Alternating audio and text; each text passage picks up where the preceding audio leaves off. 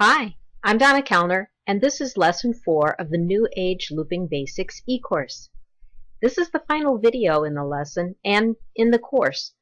We'll take a quick look back at what we've covered in these 4 lessons.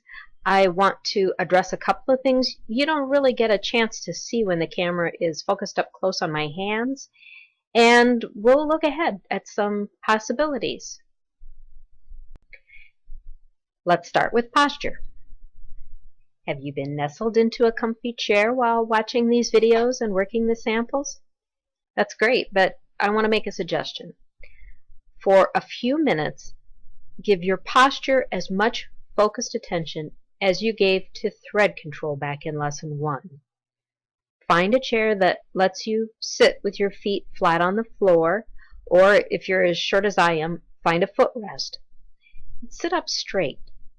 That's a position that allows your diaphragm to move more freely, which allows your lungs to fill more fully when you inhale.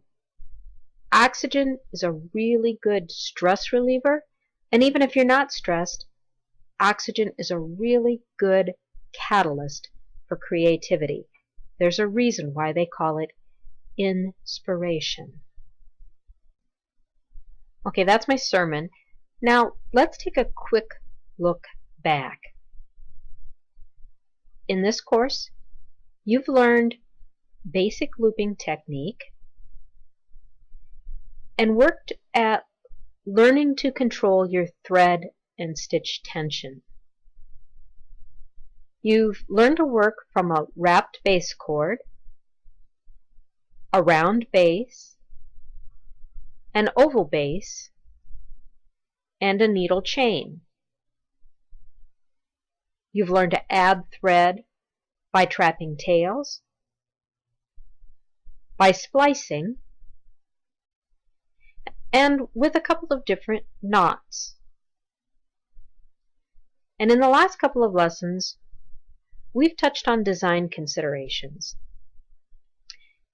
But you've never had row-by-row instructions for projects. I really admire people who write clear, concise patterns and make it easy for others to learn by reproduction. But that step-by-step model is a relative newcomer in ways people learn textile techniques. The perceived appeal is that it saves time and materials because someone else has figured it all out. And while that works for many people, you can't throw a ball of yarn without hitting someone who won't see the forest or the trees when they're planted row by row. I'm one of those people. If we get too busy counting individual stitches, we stop looking at the whole piece.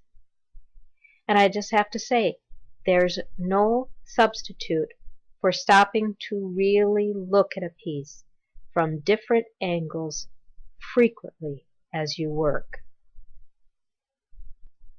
But even if you do that, sometimes you'll see something you just don't like, but you really can't change it, or you'll only notice that later. Every designer makes false starts. Every designer has regrets or things they'd like to change. There may be times when you wish looping would unravel so you could easily undo your work back to a point where it makes sense to try again. But please don't do that. Okay, if it's just a few stitches back, you may want to undo and rework a small section. But if it's more than that, leave it alone. Study it, learn from it, and keep going.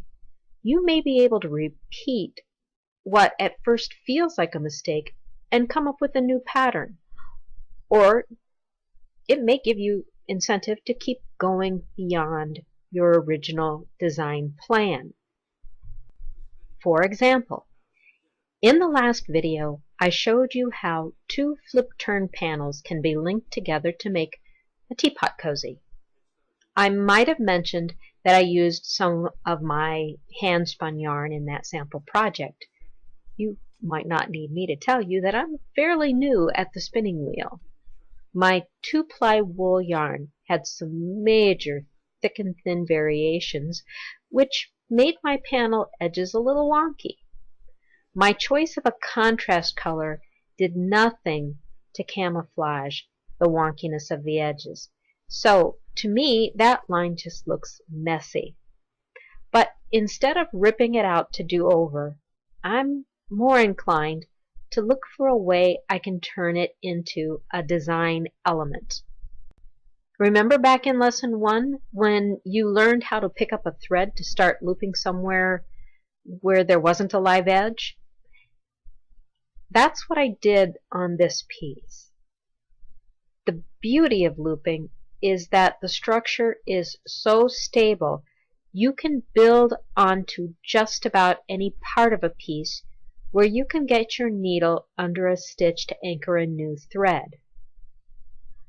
I tested my plan for making a little rolled cuff to hide my mess by stitching across a small section and using flip turns to stitch back. Really, this is exactly what you would do to make a flap for a purse or a pouch.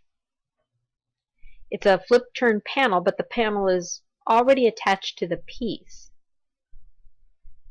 When the panel was long enough to hide my mess, plus enough extra to make it look like an intentional design element, I connected the edge back to the main body of the piece using the technique you learned for closing the bottom of a base in lesson 2. That's the one where you loop into alternate edges.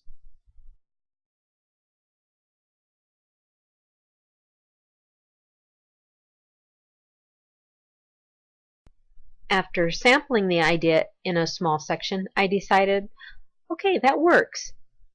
And I did the same around the rest of the piece.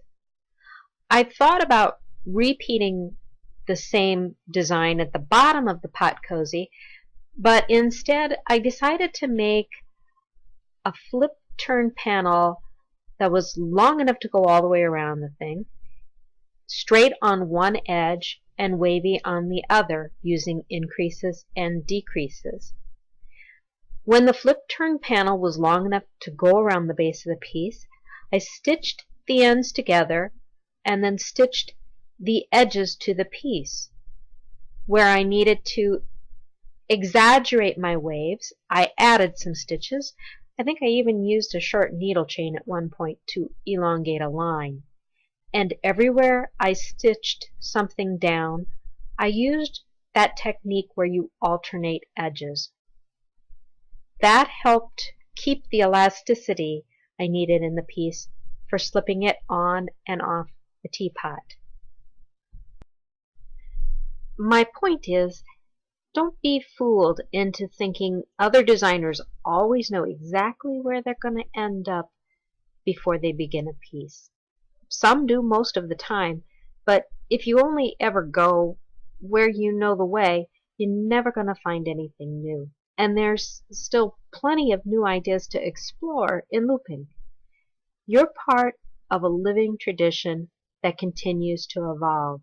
So go ahead, put your own spin on things.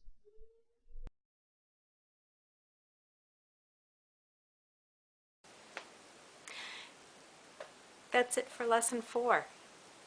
At least for my role in it. I'm sure you still have things that you want to sample, projects that you want to make using these ideas. But can I tempt you with something else? There are so many exciting variations on looping. From skipped and grouped stitch patterns to intarsia to cross knit looping, which looks an awful lot like stockinette in knitting, but it's made with a single continuous thread, to complex looping forms that intersect with multiple rows or multiple places on the current and previous rows, to Fuegian coiling, which is basically looping over a core element. To bead looping, you don't have to string everything in advance.